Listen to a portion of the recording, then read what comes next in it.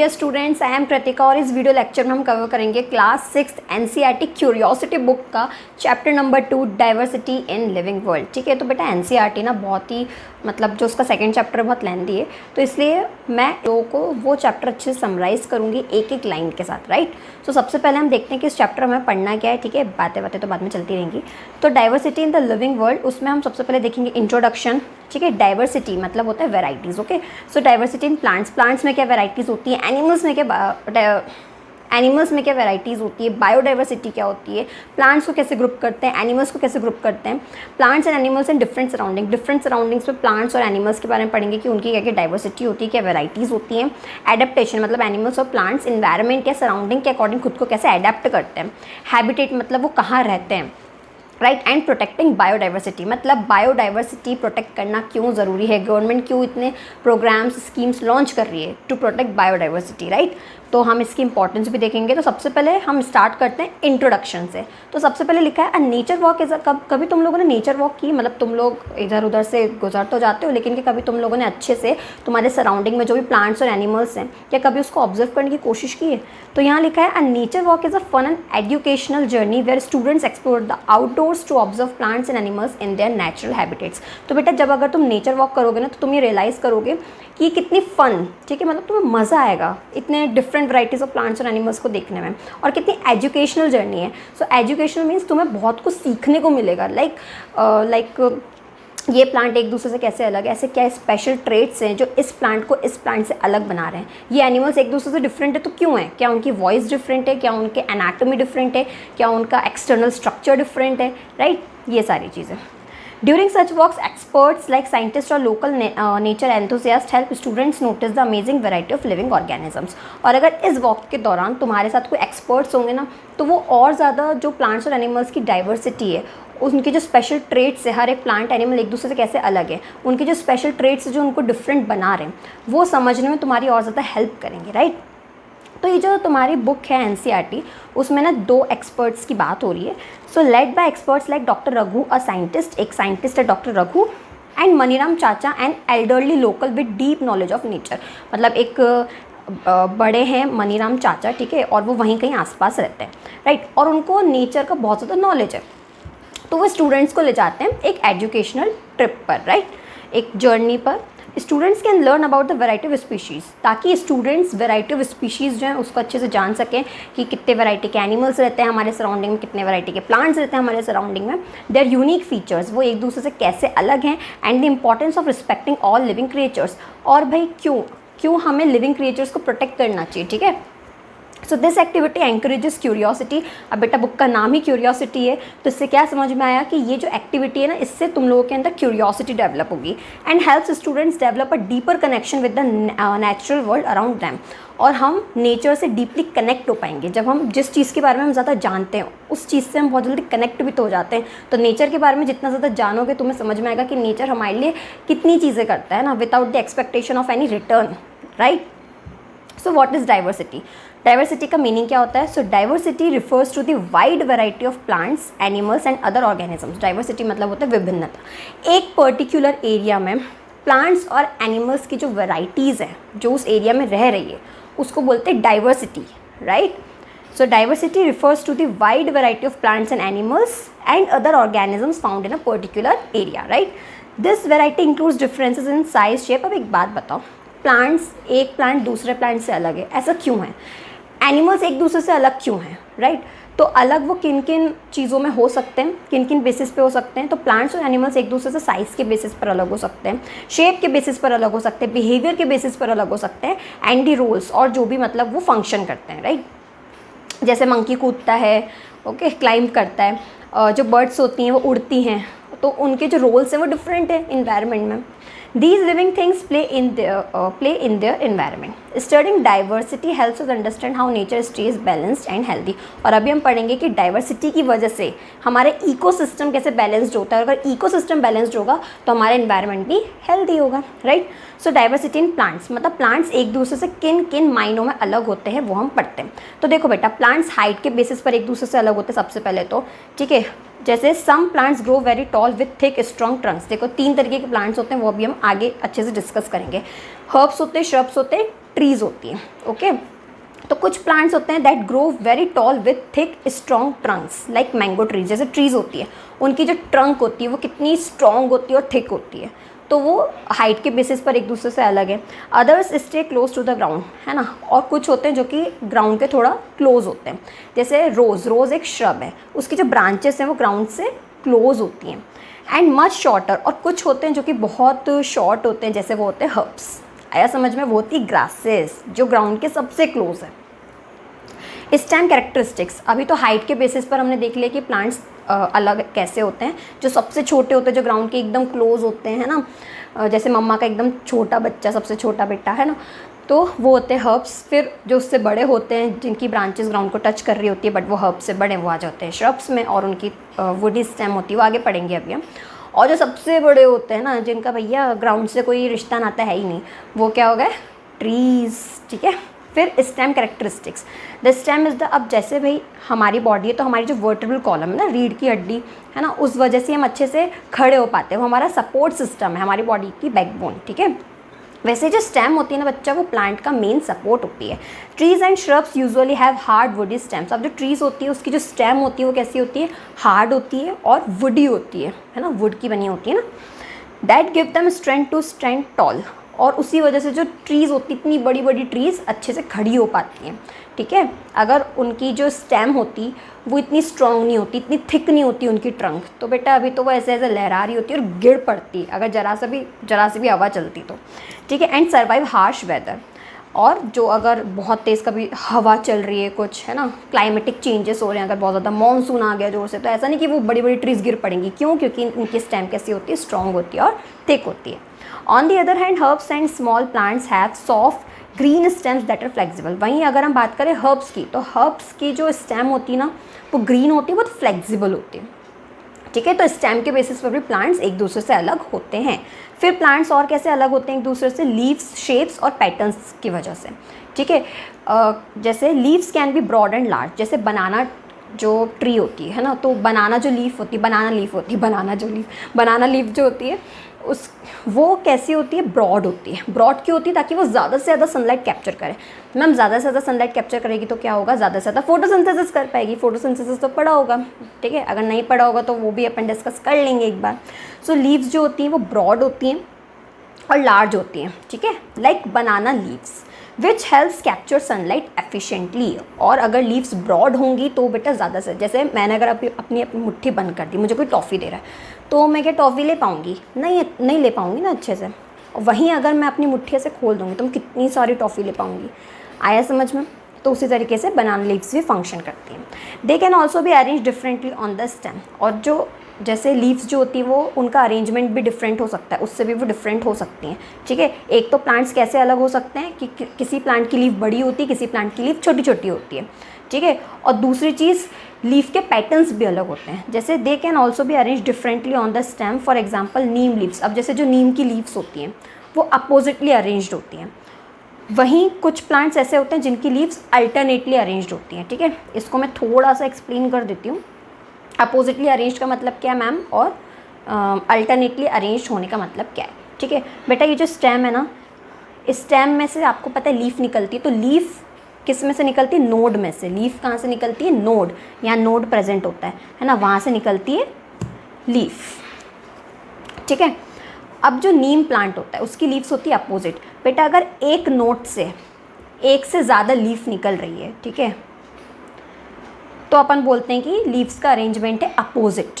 वहीं अगर बेटा एक नोड से एक ही लीफ निकल रही है तो अपन बोलते हैं कि लीव्स का अरेंजमेंट है अल्टरनेट। ठीक है। तो जैसे मैंगो प्लांट देखा होगा ना, तो उसकी लीव्स कैसी होती है ये कमेंट में बताना। ओके, चलो आगे बढ़ते हैं। Flower colours and smells. अब फ्लावर कलर और स्मेल के बेसिस पर भी प्लांट्स अलग अलग होते हैं। ठीक है। हर प्लांट की स्मेल एक जैसी तो नहीं होती ना। Flowers come in many colours, और हर प्लांट के फ्लावर का कलर भी एक जैसा नहीं होता। ठीक है। तो फ्लावर जो होते हैं वो बहुत सारे कलर में आते हैं। अब फ्लावर इतने डिफरेंट कलर्स के क्यों होते हैं? ताकि वो इंसेक्ट को अट्रैक्ट कर सके। हमें भी तो कलर इतना अट्रैक्ट करते हैं, तो इंसेक्ट्स को क्यों नहीं करेंगे? ठीक है। अब बेटा ये ज़रूरी क्यों है कि इंसेक्ट्स को कलर अट्रैक्ट करे? वो इसलिए ज़रूरी है ताकि पॉलिनेशन हो सके। पॉलिनेशन का मतलब क्या होता है, यहाँ पर मैं इमेजेस वगैरह भी लगा दूँगी। तो पॉलिनेशन में क्या होता है, देखो प्लांट जो होता है ना, वो जो प्लांट में जो फ्लावर होता है, फ्लावर के बेटा 2 पार्ट होते हैं ना, 2 रिप्रोडक्टिव पार्ट होते हैं, ठीक है। एक होता है मेल रिप्रोडक्टिव पार्ट, एक होता है फीमेल रिप्रोडक्टिव पार्ट। अब जो मेल रिप्रोडक्टिव पार्ट होता है उसको बोलते हैं स्टेमन, और जो फीमेल रिप्रोडक्टिव पार्ट होता है उसको बोलते हैं पिस्टिल। बात समझ में? अब क्या होता है, इमेज में अच्छे से देखते जाना। तो मेल के पास होती है पॉलन ग्रेन्स, वो जो पॉलन ग्रेन्स होती हैं वो उड़कर जाती हैं फीमेल स्टिग्मा पर, ठीक है। अब वो जो पॉलन ग्रेन्स है वो स्टिग्मा से जाएगी और पहुंचेगी ओवरी तक। अब बेटा जो पॉलन ग्रेन होती है ना, वो क्या कैरी करती है, मेल गैमेट या फिर मेल जर्म सेल, और जो ओवरी होती है वहाँ होती है फीमेल गैमेट। जब बेटा पॉलन ग्रेन स्टिग्मा पर स्टिक करेगी, ठीक है, तो जो पॉलन ग्रेन होगा वो अराइज हो जाएगा एक पॉलन ट्यूब में। उस पॉलन ट्यूब में होगी मेल गैमेट। वो जो मेल गैमेट होगी वो कंबाइन करेगी ओवरी में प्रेजेंट फीमेल गैमेट से। जब मेल और फीमेल गैमेट एक दूसरे से कंबाइन करेंगे तो वो बनाएंगे एक स्ट्रक्चर जाइगोट, ठीक है। जाइगोट आगे जाके डिवाइड करेगा और फिर नया फ्लावर इस तरीके से बनी जाएगा। आया समझ में? ठीक है, चलो। जाइगोट इस तरीके से डिवाइड करेगा, फिर फ्रूट बनेगा, फिर फ्रूट से वापस फ्लावर बनेगा। तो उतनी प्रोसेस तक जाने की ज़रूरत नहीं है, लेकिन समझ में आ गया ना कि पॉलिनेशन क्यों ज़रूरी है, ठीक है। अब पॉलिनेशन क्यों हो पाएगा, इंसेक्ट की वजह से मैम कैसे पॉलिनेशन हो सकता है। तो जैसे बेटा इंसेक्ट कहाँ जाता है, जिस फ्लावर की खुशबू उसको अच्छी लगती है ना, जहाँ खुशबू आ रही होती है ना, वहाँ से नेक्टर लेता है, तो वो वहाँ जाएगा।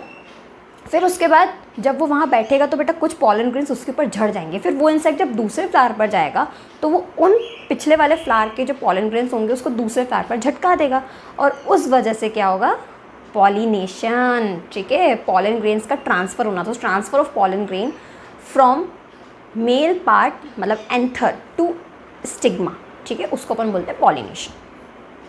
अब जो हिबिस्कस फ्लावर्स होते हैं वो ब्राइट रेड कलर के होते हैं, वहीं जो जैस्मिन फ्लावर्स होते हैं उनकी जो फ्रेग्रेंस होती है वो बहुत स्ट्रॉन्ग होती है ना, स्वीट फ्रेग्रेंस, ताकि पॉलिनेटर्स अट्रैक्ट हो सके। फिर एनिमल्स में कैसे कैसे डाइवर्सिटी होती है, ठीक है। सो animals also show many differences, animals भी बहुत डिफरेंसेस होते हैं। मैम किस बेसिस पर होते हैं, प्लांट्स में डिफरेंसेस देख लीजिए, हाइट के बेस पर होंगे, है ना, फ्लावर कलर के बेस पर होंगे, लीफ पैटर्न के बेस पर होंगे, एक्सेट्रा। मैम एनिमल्स में कैसे डिफरेंसेस होते हैं, तो एनिमल्स में डिफरेंसेस होते हैं कि वो कहाँ रहते हैं, ठीक है, क्योंकि कोई एनिमल होता है जो लैंड पे रहता है, कोई होता है जो वाटर में रहता है, कोई होते हैं जो डेजर्ट एनिमल्स होते हैं, व्हाट दे ईट, वो क्या खाते हैं, और वो कैसे मूव करते हैं। कोई होता है जो क्रॉल करता है जैसे स्नेक हो गया, ठीक है, कोई क्लाइंब करता है जैसे मंकी हो गया। तो इस तरीके से एनिमल भी एक दूसरे से डिफरेंट होते हैं। सो हैबिटेट, सबसे पहले तो हैबिटेट के बेसिस पर एनिमल्स एक दूसरे से डिफरेंट होते हैं। सो animals live in different environments. तो हमको पता ही है भैया कि एनिमल्स जो होते हैं वो डिफरेंट इन्वायरमेंट में रहते हैं। एक मिनट,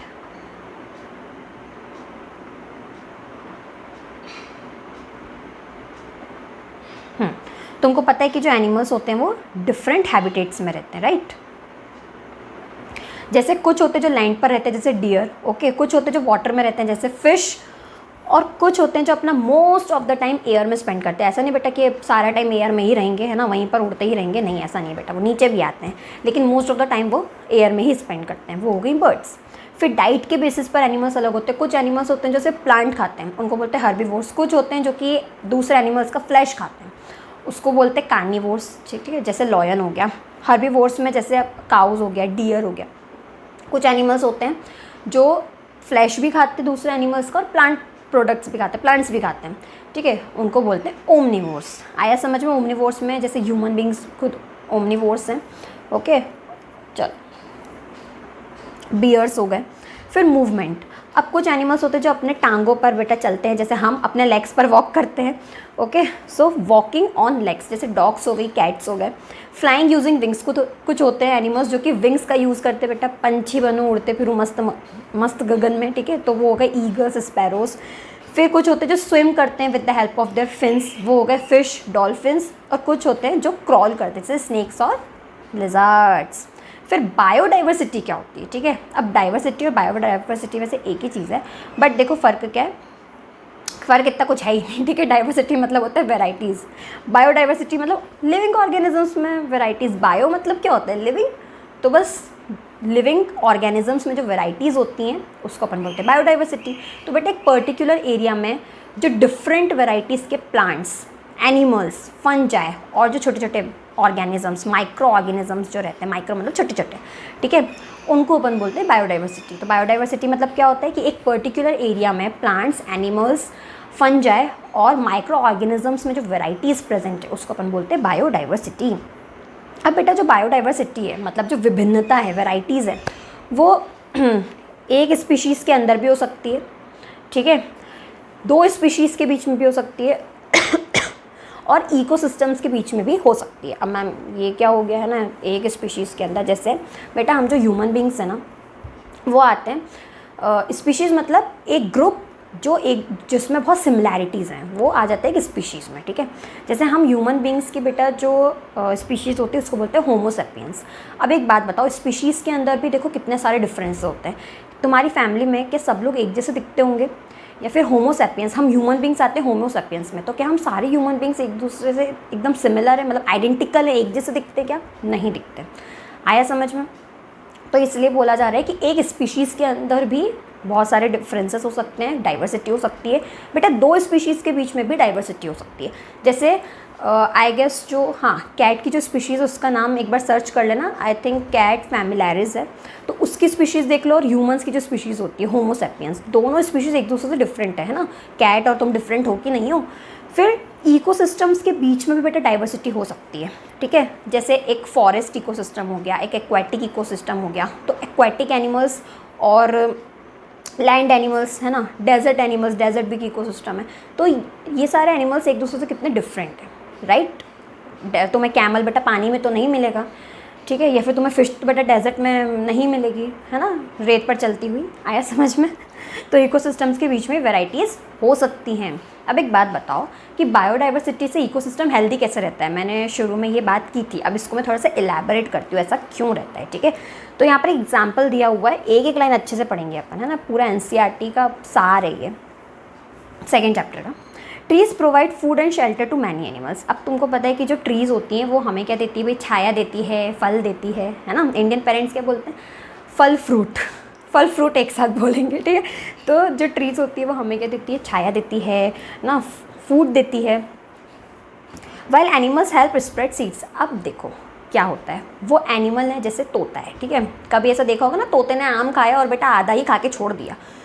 तो जैसे कोई एनिमल है, उसने वो फ्रूट खाया, मान लेते मैंगो खाया, जैसे उसने मैंगो खाया उसने आधा खाया, बाकी नीचे गिरा दिया कहीं दूर जाकर, है ना।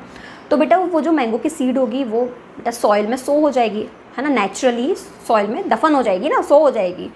फिर उसके बाद धीरे धीरे कुछ टाइम बाद वहाँ से एक न्यू मैंगो प्लांट ग्रो हो जाएगा, ठीक है। तो एक बात बताओ, अगर एनिमल्स नहीं होते तो वो जो सीड होती उससे क्या नया प्लांट, नई ट्री आ पाती? नहीं, ठीक है। तो डाइवर्सिटी की वजह से जो इकोसिस्टम है ना वो हमारा बैलेंस्ड होता है। अब तुम बोलोगे कि मैम ऐसा भी तो हो सकता है नेचुरली कि जैसे ये ट्री है, ट्री के नीचे सारे मैंगोज तो एक ना एक टाइम बाद गिरेंगे, है ना, तो फिर एनिमल की क्या ज़रूरत है सीड्स को स्कैटर करने के लिए? वो तो अपने आप भाई नई ट्रीज उग जाएंगी। लेकिन बेटा ऐसा नहीं होगा, क्यों? क्योंकि अगर एक ही ट्री के नीचे सारी वो जो मैंगो सीड्स है ना वो सारी अगर मतलब सारे मैंगोज एक ही ट्री के नीचे गिर गए, और तो ऐसा हो ही नहीं पाएगा कि वही उसी जगह पर बहुत सारी ट्रीज़ उग जाएँ, ऐसा नहीं हो पाएगा। क्यों? क्योंकि सब एक दूसरे में भिड़ जाएंगी, है ना। इतनी सारी सीड्स अगर एक जगह पर सो होंगी और ग्रो करने लगेंगी तो बेटा भिड़ जाएंगी। और दूसरी चीज़ कि एक भी प्लांट को अच्छे से न्यूट्रिशन नहीं मिल पाएगा, ठीक है। जैसे तुम अगर बहुत भूखे हो, है ना, मैंने यहाँ एक प्लेट रख दी और 10 लोग रख दिए और 10 को एक ही चीज़ चाहिए, तो बेटा किसी का भी एक का भी पेट नहीं भर पाएगा ना। तो वही चीज़ होगी कि अगर सारे मैंगोज एक ही जगह पर गिर जाएंगे तो वो सीड्स ग्रो ही नहीं कर पाएंगी, ठीक है, क्योंकि कंपटीशन बहुत होगा। पहली बात तो सारी सीड्स के बीच में सबको न्यूट्रिएंट्स चाहिए, है ना, उसी सॉइल से। और दूसरी चीज़, अगर थोड़े ग्रो हो भी गए तो भिड़ जाएंगे। आया समझ में? तो इस तरीके से एनिमल्स क्या करते हैं? सीड्स को स्कैटर करने में हेल्प करते हैं। तो वहीं यहाँ पर लिखा है कि healthy biodiversity means a healthy ecosystem. तो डाइवर्सिटी इसलिए ज़रूरी है, एनिमल्स नहीं होते तो नई ट्रीज भी नहीं आ पाती, ठीक है।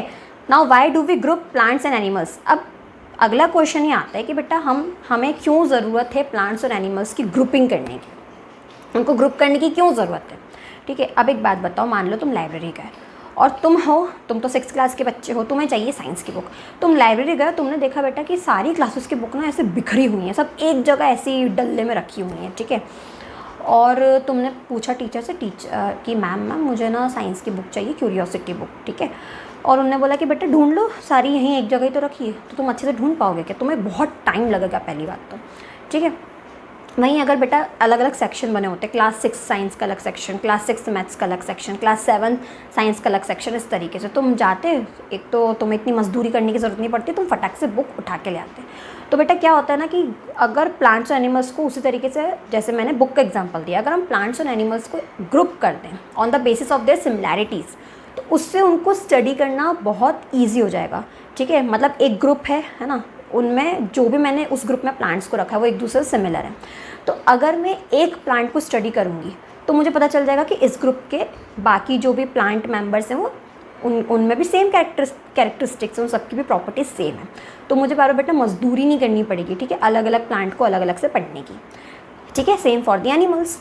आया समझ में? तो इसलिए ग्रुपिंग बहुत ज़रूरी होती है ताकि हमारी जो स्टडी है वो ईजी हो जाए। So because there are so many types of plants and animals, बहुत सारे वेराइटीज़ है बेटा हमारे नेचर में प्लांट्स और एनिमल्स की। So scientist group them based on their shared characteristics to make studying them easier. तो साइंटिस्ट क्या करते हैं कि जो भी सिमिलर प्लांट्स हैं, जो भी प्लांट्स की प्रॉपर्टीज़ एक दूसरे से सिमिलर है, उनको वो एक ग्रुप में डाल देंगे, ठीक है। वैसे वो एनिमल्स के साथ भी करते हैं। Grouping helps us understand how species are related, their habits and their roles in nature, ठीक है। तो ग्रुपिंग की वजह से हमें क्या पता चलता है कि जो स्पीशीज़ है वो एक दूसरे से सिमिलर कैसे हैं, ठीक है। क्योंकि हमने तभी तो उनको एक ग्रुप में डाला है। जब तक हम ये पढ़ेंगे ही नहीं, स्टडी नहीं करेंगे कि एक दूसरे से सिमिलर है कि नहीं, तब तक हम उनको एक ग्रुप में कैसे डालेंगे। तो हमें ये पढ़ने में आसानी होती है कि भाई उनकी हैबिट्स क्या हैं, है ना, क्योंकि हम उनको एक ग्रुप में क्यों डाल रहे हैं, क्योंकि उनकी हैबिट्स सिमिलर हैं, उनके ट्रेट्स है ना, उनकी कुछ प्रॉपर्टीज़ सिमिलर हैं, उनके नेचर में जो रोल्स हैं वो सिमिलर हैं। जैसे बेटा जो एनिमल्स एयर में फ्लाई करते हैं उनको अपन बोलते हैं एरियल एनिमल्स, तो उनका एक ग्रुप बन गया ना एरियल। एरियल मतलब जो भी हवा में फ्लाई करेगा मैं उनको बोल दूँगी एरियल, ठीक है। It also allow scientist to communicate clearly and protect species effectively. Then how to group plants. अब देखो प्लांट्स को कैसे ग्रुप करते हैं। सो प्लांट्स को हम बहुत सारे फीचर्स के बेसिस पर ग्रुप कर सकते हैं। अब यहाँ पर हम और डिटेल में और अच्छे से पढ़ रहे हैं कि plants on the basis of height, जो मैंने पीछे बताया, अब यहाँ पर उसका नामकरण कर रहे हैं, ठीक है। जैसे ट्रीज़ मैंने बताया था ना कि प्लांट्स कुछ जो बहुत छोटे होते हैं, फिर उससे बड़े होते हैं, फिर और बड़े होते हैं, तो इस तरीके से प्लांट्स में डाइवर्सिटी होती है। अब जो सबसे छोटे होते हैं उनको क्या बोलते हैं, जो उससे बड़े होते हैं उनको क्या बोलते हैं, जो सबसे बड़े होते हैं उनको क्या बोलते हैं, वो बात चल रही है। तो ट्रीज़, ठीक है, trees tall plants with thick hard stems called Trunks. Trees की कैटेगरी में उनको डाला गया है, उन प्लांट्स को ट्रीज़ की कैटेगरी में डाला गया है जिनकी स्टेम्स हार्ड होती हैं, वुडी होती हैं और थिक होती हैं। ब्रांचेस यूजुअली ग्रो हाई, और जो ट्रीज़ होती है उसकी भी जो बेटा ब्रांचेस होती है वो कहाँ ग्रो करती है, ग्राउंड से एकदम ऊपर, हाई, ठीक है। जैसे मैंगो ट्री। श्रब्स जो होते हैं वो मीडियम साइज़ के प्लांट्स होते हैं विद सेवरल वुडी स्टेम्स। उनकी जो स्टेम्स होती है वुडी होती है, मतलब वुड होता है ना, ब्राउन ब्राउन कलर की स्टेम्स होती हैं। Branching near the ground. जैसे अगर तुमने रोज़ प्लांट देखा होगा तो बेटा इनकी जो ब्रांचेज होती है ना श्रब्स की, वो ग्राउंड से थोड़ी सी क्लोज होती है। ब्रांचेज मतलब जो शाखा निकलती है ना स्टेम से, उसको क्या बोलते हैं, ब्रांचेज। मैं बना देती हूँ एक बार, मेरे पास मैकबुक या फिर ऐसा कुछ नहीं है ना, तो थोड़ा सा मुश्किल हो जाता है, इसलिए मैं ज़्यादा लिख के नहीं बता पा रही हूँ, ठीक है। बट हाँ मैं बोल के इतना बता रही हूँ कि चीज़ें क्लियर हो ही जाएंगी, राइट।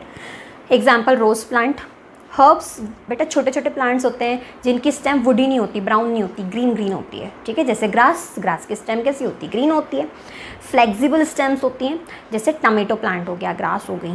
क्लाइंबर्स वो होते हैं बेटा जिनकी जो स्टेम्स होती है ना वो वीक होती है, और क्योंकि उनकी बेटा वीक स्टेम है तो वो ढंग से खड़े नहीं हो पाते, तो वो क्या करते हैं, सपोर्ट लेते हैं वॉल का या किसी भी चीज़ का और ऐसे क्लाइंब करते हैं। जैसे तुमने मनी प्लांट देखा होगा, तो मनी प्लांट क्या करता है, उसकी स्टेम देखिए कितनी पतली सी होती है। अब बेटा अगर इतनी पतली सी स्टेम, इतनी फ्लेक्सिबल स्टेम है तो प्लांट ढंग से खड़ा तो हो नहीं पाएगा, तो वो क्या करता है कि वॉल का सपोर्ट लेता है मनी प्लांट और ग्रो करता जाता है आगे। आया समझ में? तो यहाँ पर इसको रीड करना।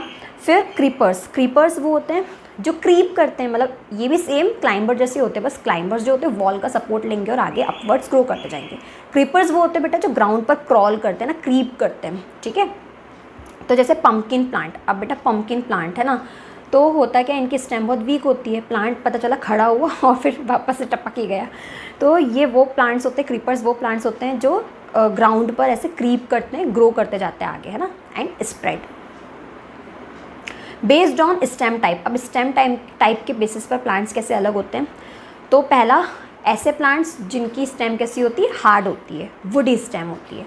Thick strong stems found in trees and shrubs that support the plants height. अब बेटा जिन प्लांट्स की स्टेम हार्ड होती है, वुडी होती है और थिक होती है, वो उनको हेल्प करती है कि वो अच्छे से खड़े रहें। ठीक है, मैंने वर्टिब्रल कॉलम का एग्जांपल दिया था। ट्रीज़ की स्टेम हार्ड क्यों होती है, थिक क्यों होती है, वुडी क्यों होती है, ताकि ट्रीज़ बेटा इतनी बड़ी बड़ी होती हैं, है ना। पता चला कि बेटा जरा सा हार्श वेदर आया, है ना, जरा सी थोड़ी ज़्यादा तेज़ हवा चली और वो टपक ही गया प्लांट। ठीक है, सॉफ्ट। फिर सॉफ्ट स्टेम को अपन हर्बेशियस स्टेम बोलते हैं। जैसे हर्ब्स होती है, हर्ब्स की स्टेम कितनी सॉफ्ट होती हैं।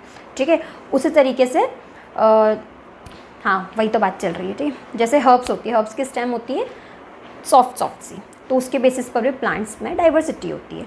जैसे green flexible stem that are less rigid. ठीक है, तो सॉफ्ट स्टेम जैसे ग्रासेस हो गई, ग्रास की स्टेम कैसी होती है, एकदम सॉफ्ट होती है, ग्रीन होती है ना, बहुत लेस रिजिड होती है, मतलब ज़्यादा कड़क नहीं होती हैं। और सॉफ्ट स्टेम आपको कहाँ पर मिलती है, स्मॉल प्लांट्स और हर्ब्स में, जैसे ग्रासेस। ब्रांचेस के बेसिस पर भी प्लांट्स अलग होते हैं। कुछ प्लांट्स होते हैं बेटा जिनकी जो ब्रांचेस होती है वो ग्राउंड के बहुत क्लोज होती है। कुछ प्लांट्स होते हैं जिनको अपन ट्रीज बोलते हैं, जिनकी स्टेम जो होती है वो ग्राउंड से बहुत ऊपर होती है। तो जैसे typical in shrubs where many branches start close to the soil. जैसे श्रब्स में कौन आता है, एग्जाम्पल में अपन ने पढ़ा था रोज प्लांट। तो रोज प्लांट की जो बेटा ब्रांचेस होती हैं वो बहुत क्लोज होती है सॉइल से, है ना, ग्राउंड से। फिर ब्रांचेस हायर अप, किसी किसी प्लांट्स की ब्रांचेस होती है बेटा जो एकदम ऊपर होती हैं, है ना, जैसे टिपिकल इन ट्रीज़ की ब्रांचेस बहुत ऊपर होती हैं। फिर बेस्ड ऑन लीव्स के बेसिस पर भी प्लांट्स अलग अलग तरीके के होते हैं। ठीक है, जैसे किसी किसी लीव्स में बेटा रेटिकुलेट विनेशन होता है। अब विनेशन क्या होता है, इसके लिए मुझे तुम्हें थोड़ा सा ना लीफ का स्ट्रक्चर बताना पड़ेगा। हाँ, चलो बता देते हैं भैया, ज़रूरी है ये चीज़ है। जैसे ये लीफ है, ठीक है, हाथ से भी समझो अच्छे से, ये लीफ है। लीफ का बेटा जो सरफेस होता है उसको अपन बोलते हैं लीफ लैमिना या फिर लीफ ब्लेड। क्या बोलते हैं, लीफ लैमिना या फिर लीफ ब्लेड। ये जो बेटा बाउंड्री है या फिर जो मार्जिन है लीफ की, उसको अपन बोलते हैं लीफ मार्जिन। क्या बोलते हैं, लीफ मार्जिन। फिर बेटा लीफ के बीच से जो रेखा निकल रही होती है, जो लाइन निकल रही होती है, उसको अपन बोलते हैं मिड रिब। क्या बोलते हैं, मिड रिब, MIDRIB। ठीक है, अब बेटा मिड रिब से जो ब्रांचेस निकल रही होती हैं ऐसी, उसको अपन बोलते हैं वेन्स। क्या बोलते हैं, वेन्स।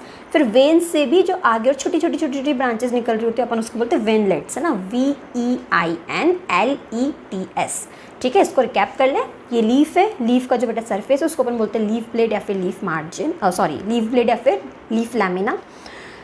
ये जो बेटा बाउंड्री है लीफ की, अपन उसको बोलते हैं लीफ मार्जिन। फिर लीफ से जो बेटा बीच में से लाइन निकल रही होती है उसको अपन बोलते हैं मिड रिब। और मिड रिब से बेटा जो ब्रांचेस निकल रही होती है अपन उसको बोलते हैं वेन्स। वेन्स से जो ब्रांचेस निकल रही होती है अपन उसको बोलते हैं वेनलेट्स। अब विनेशन एक टर्म होती है जिसको मैं थोड़ा समझा देती हूँ।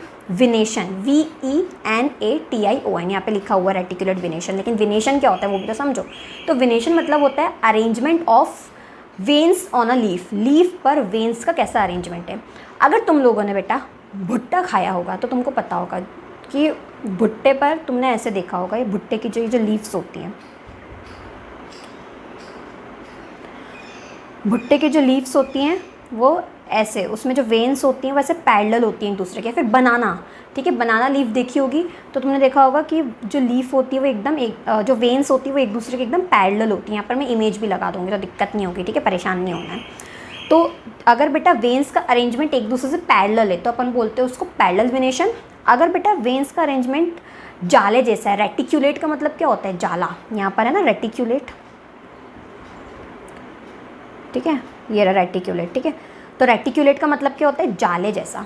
तो जैसे अगर तुमने नीम की लीफ देखी होगी तो यहाँ पर देखना ये लीफ है, ठीक है, तो ये ऐसे ऐसे अरेंजमेंट होता है लीफ पर वेन्स का। तो अगर वेन्स का अरेंजमेंट जाले जैसा है ऐसे, तो इसको अपन बोलते हैं रेटिकुलेट विनेशन। सो रेटिकुलेट विनेशन में लिखा है वेन्स फॉर्म अ नेटवर्क और वेब लाइक पैटर्न। अगर जो वेन्स हैं वो वेब लाइक मतलब जाले जैसी पैटर्न में, तो उसको बोलेंगे रेटिकुलेट विनेशन। और ये आपको डाइकॉट प्लांट्स में दिखता है। डाइकॉट प्लांट्स भी आगे पढ़ने वाले हैं तो घबराना नहीं है, ठीक है। जैसे हिबिस्कस जानते हो, चाइना रोज, जो माता रानी को लाल कलर का फूल चढ़ता है ना, वो। पैरेलल विनेशन, अगर वेन्स एक दूसरे से पैरेलली अरेंज्ड है तो अपन उसको बोलते हैं पैरेलल वेनेशन, और ये मोनोकॉट्स में होते हैं जैसे ग्रासेस, ठीक है। मोनोकॉट डाइकॉट पढ़ेंगे अभी। बेस्ड ऑन रूट्स, रूट्स के बेसिस पर भी प्लांट्स डिफ्रेंशिएटेड होते हैं, एक दूसरे से अलग होते हैं। एक होता है tap root system. Tap root किसको बोलते हैं, इसको अच्छे से समझो। टैप रूट में बेटा क्या होता है, जैसे प्लांट है, ठीक है, ये ग्राउंड है, ग्राउंड के नीचे क्या उग रही है भाई, एक मिनट इसको साइड करते हैं अपन, है ना। ग्राउंड के नीचे बेटा रूट्स निकल रही हैं। अगर ये रूट्स जो हैं वो बहुत डीप जा रही हैं, बहुत स्ट्रॉन्ग हैं, ठीक है, एक मेन थिक रूट है जो कि डाउनवर्ड ग्रो कर रही है, और इसके साइड से ना छोटी छोटी सी रूट्स निकल रही हैं, उसको अपन बोलते हैं टैप रूट। तो टैप रूट किस में होती है, जो बड़े बड़े ट्रीज़ होते हैं उनमें टैप रूट होती हैं, ठीक है, क्योंकि बेटा वो ट्री अच्छे से खड़ा हो पाए उसके लिए क्या ज़रूरी है कि उसकी जड़ें मजबूत हो, तो वहाँ होती है टैप रूट, ठीक है। टैप रूट में होता है कि जैसे गाजर खाते हो, जो गाजर है ना वो है तुम्हारी रूट है, रूट खा रहे हो तुम, ठीक है। तो जो गाजर में बेटा तुम देखते हो ना, ये जो तुम खा रहे हो वो होती है आपकी मेन रूट, उसको अपन प्राइमरी रूट भी बोल सकते हैं। और जो बेटा साइड से रूट्स निकलती है ना, उसको अपन बोलते हैं सेकेंडरी रूट। सेकेंडरी रूट से अगर और रूट्स निकलेंगी तो अपन इसको बोल देंगे टर्शियरी रूट्स, ठीक है, जैसे mustard plant. Next fibrous roots क्या होती है, फाइब्रस रूट सिस्टम बेटा वो होता है अगर किसी प्लांट की रूट सुपरफिशियली है, सुपरफिशियली मतलब ऊपरी ऊपरी है, तो अपन उसको बोल देंगे फाइब्रस रूट। जैसे ग्रासेस है, तुमने देखा होगा ग्रासेस को अगर तुम ऐसे निकालोगे फटाक से उजड़ जाएंगी वो, तो ऐसा क्यों होता है, क्योंकि बेटा उसकी जो एक मिनट ऐसा क्यों होता है बेटा, क्योंकि ग्रासेस की जो रूट्स होती है ना सुपरफिशियली होती हैं, ऊपरी ऊपरी होती हैं, ज़्यादा डेप्थ में नहीं होती हैं। और जो फाइब्रस रूट होती है ना बेटा, उनको फाइब्रस क्यों बोलते हैं, क्योंकि फाइबर जैसी होती है, थ्रेड जैसी होती हैं, और एक क्लस्टर के फॉर्म में होती है, गुच्छे के फॉर्म में होती हैं, ठीक है, एक पॉइंट से ऐसे गुच्छे निकल रहे होते हैं, और ज़्यादा नीचे नहीं जाती है और पतली होती है। So many thin roots spread out from the stem base, मतलब स्टेम के नीचे से निकलती है ना roots, forming a dense network, और एक गुच्छा बना रही है, जैसे ग्रास। बेस्ड ऑन सीड्स, अब आया ना डाइकॉट मोनोकॉट, ठीक है, मैंने बोला था घबराने की जरूरत नहीं है। डाई मतलब होता है 2 और मोनो मतलब होता है 1। डाई मतलब 2, मोनो मतलब 1। अब डाइकोटिलेडन्स क्या होता है, मोनोकोटिलेडन्स क्या होता है, और ये सीड्स में प्रेजेंट होते हैं, ठीक है। Seeds have 2 halfs. बेटा अगर तुम सीड देखोगे, यहाँ मैं डायग्राम भी लगा दूंगी, सीड्स के तुम देख रहे होगे 2 हाफ्स होते हैं, ठीक है, 2 हाफ्स होते हैं। उन 2 हाफ्स को अपन बोलते हैं कॉटिलेडन्स। क्या बोलते हैं, कॉटिलेडन्स, ठीक है।